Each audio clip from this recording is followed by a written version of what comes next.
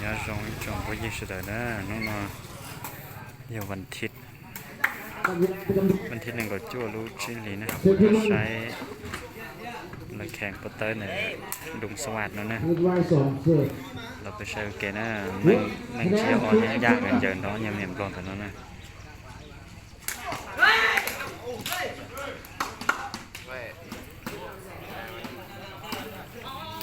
คะแนนสูตรต่อยี่นะคะแนนสุดลง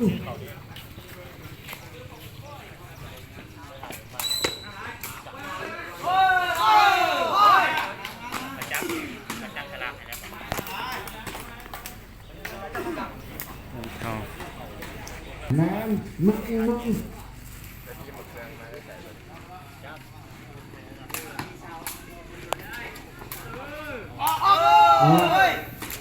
ะ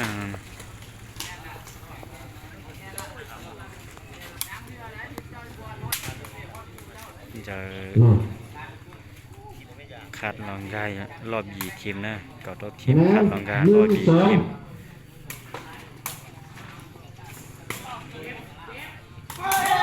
ดูแนน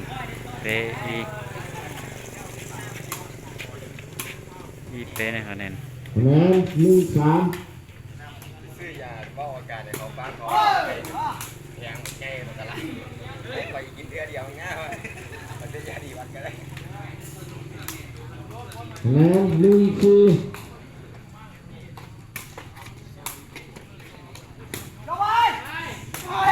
ดูเป็นเสือตัวลงติดเตี้ยแล้วใช่ไหมมอง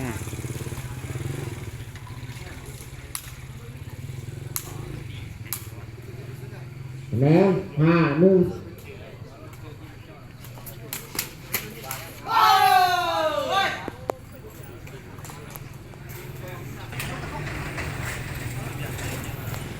ชี้นะแนน6-1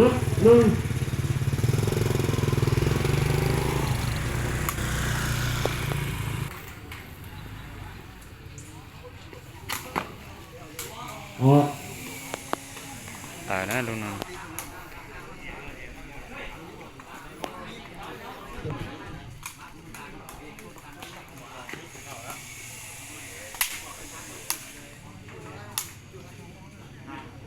แนน6-2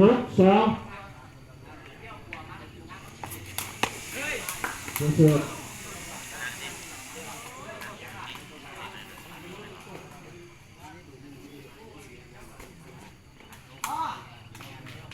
3-6ดู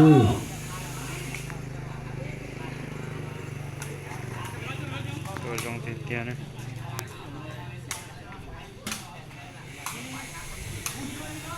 นะ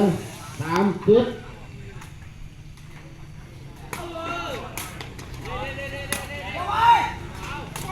ดู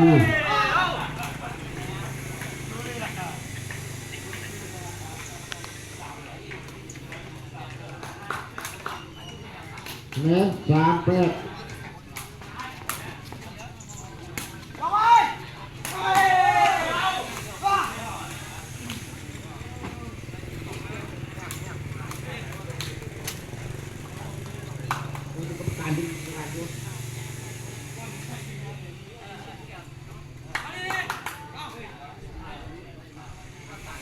คะแนน9-3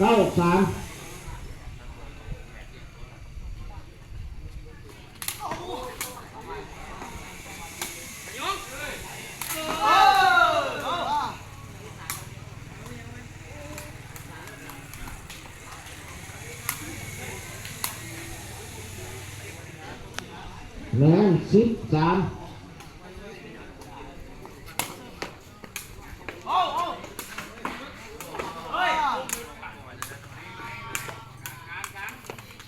รงก็เขาอย่ารัว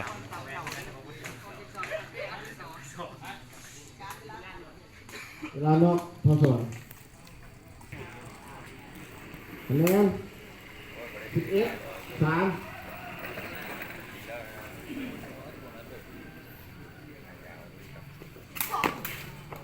11-3ช Chỉ là đang lâu tôi có y hay là ở nhầm lâu tôi lâu nè mua tôi có y nè có y tôi lâu คะแนน14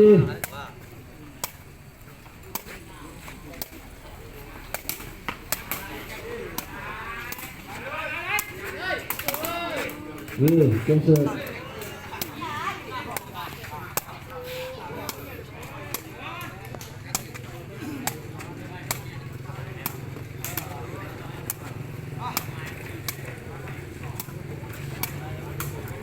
51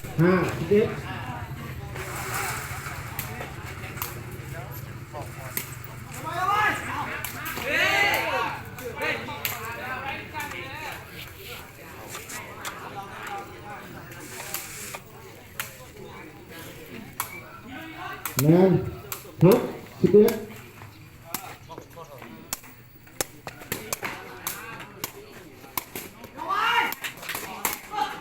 ดี Rồi tiếp theo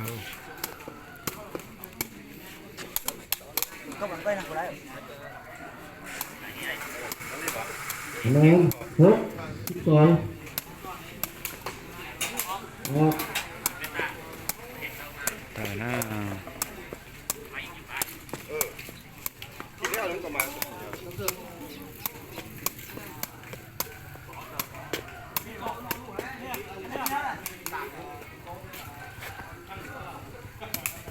คะแนน13 6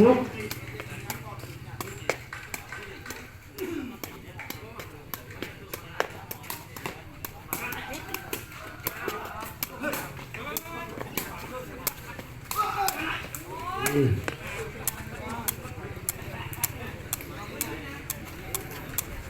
lâu nè một lâu to trâu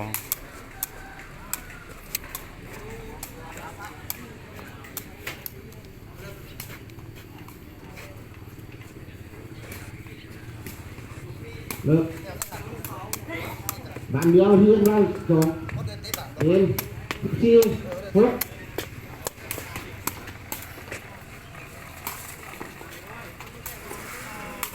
ออก rồi nè tiệm gì hay dần nọ nè cậu trí to trâu nè sẽ to xếp thi o nè เลิก sẽ xếp thi o nè พัก2 นาทีที่2 xếp thi sòng đó xếp thi o nè เริ่ม0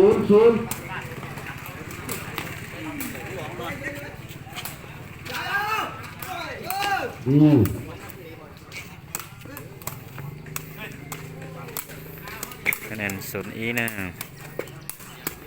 1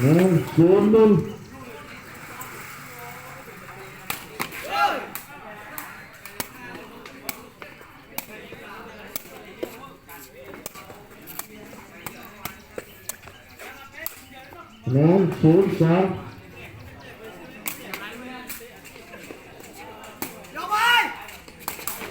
ดู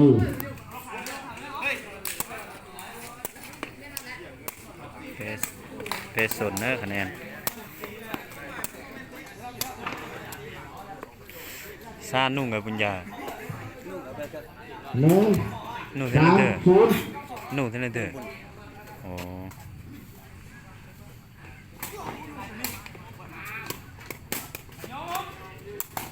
อืม โหตัวลงกันนะเนาะ คะแนน3-1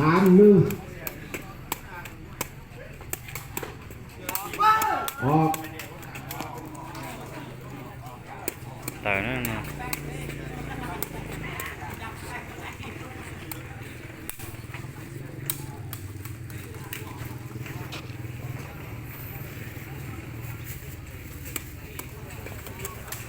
คะแนน3-2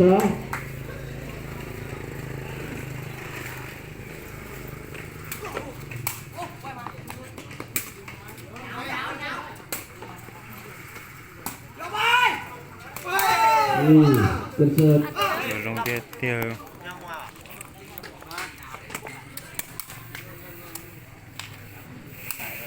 มันเข่า คะแนน2-4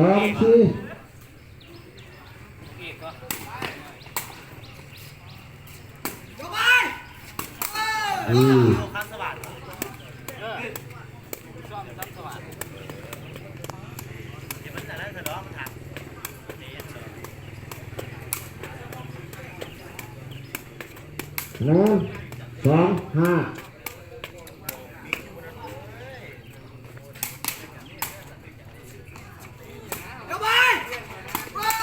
อื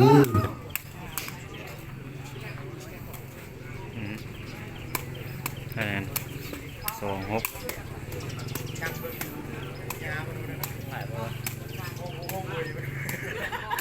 คะแนน2-6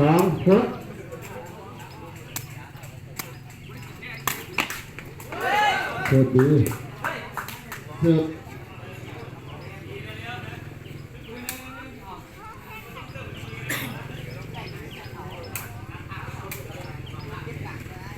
คะแนน6-3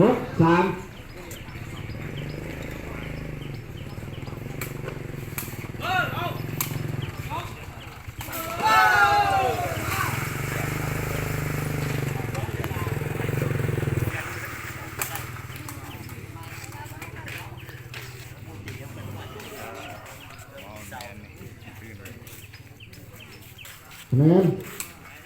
7-3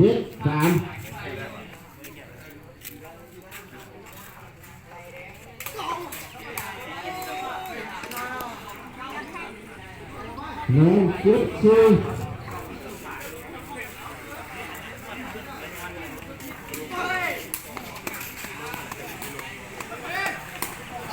ครับ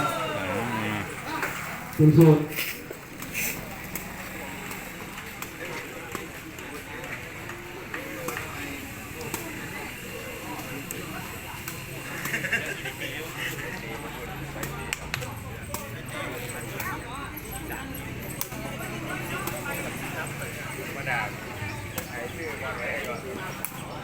คะแนน28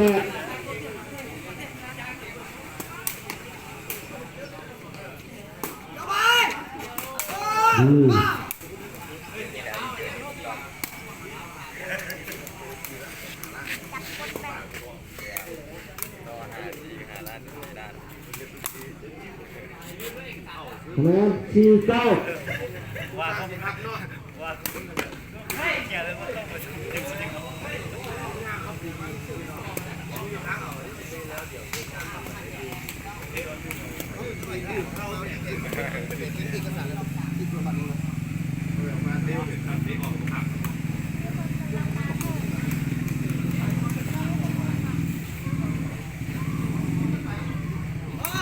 คะแนน5-9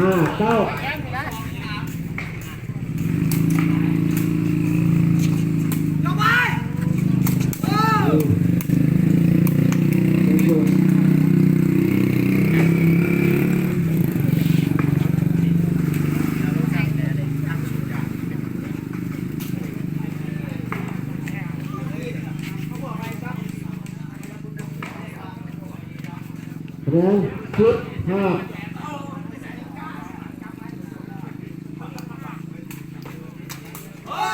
ค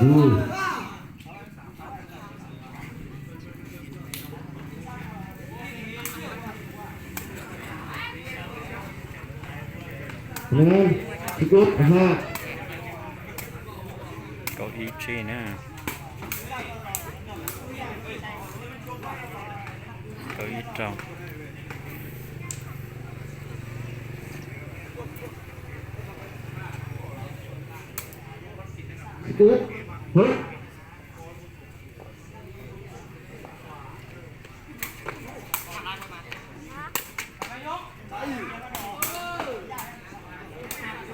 รู้สึกหาน้องก่อนไหมหาน้องไป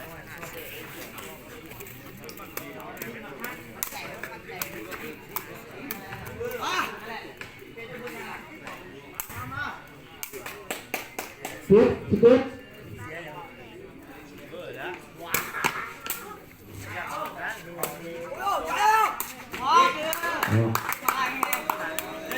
ต่าง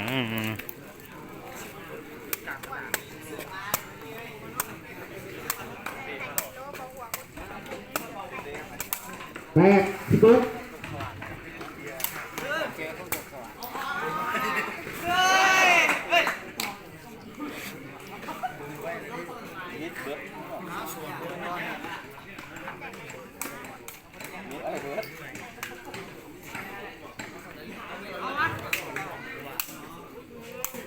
เก้าสิบเอ็ด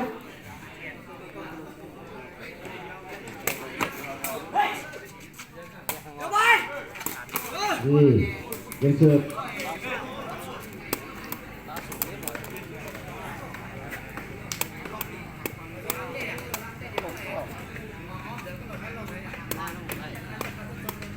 เราไม่ออกคืนว่ะ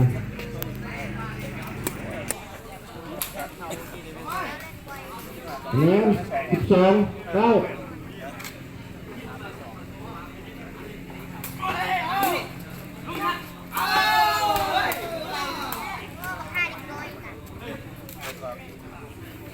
ประเภทละจั่วนะคะ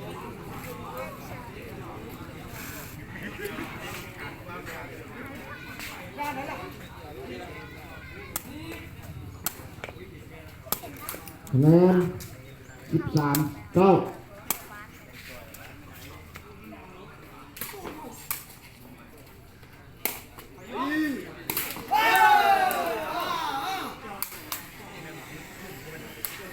ชุดนั้นนะ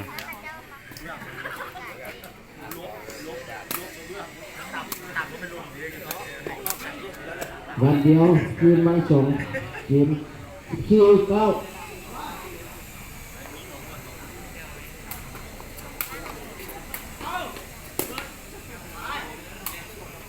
เข็มเนาะนะ คืนนักกีฬาประกอบ ว่าอย่าเหม็นมองหนอนะมึงยังแก่นะบางทีอย่างก็ยังนะ ผลการแข่งขันทีมบอลชนะพรสวรรค์2 2-0 15 6 15 9นักกีฬาสัมผัสมือ มาใช้มาต่อใช้เราต่อไปใช้เอาอย่างลำจิ้นนี่เถอะนะให้เหม็นมองหนอนะ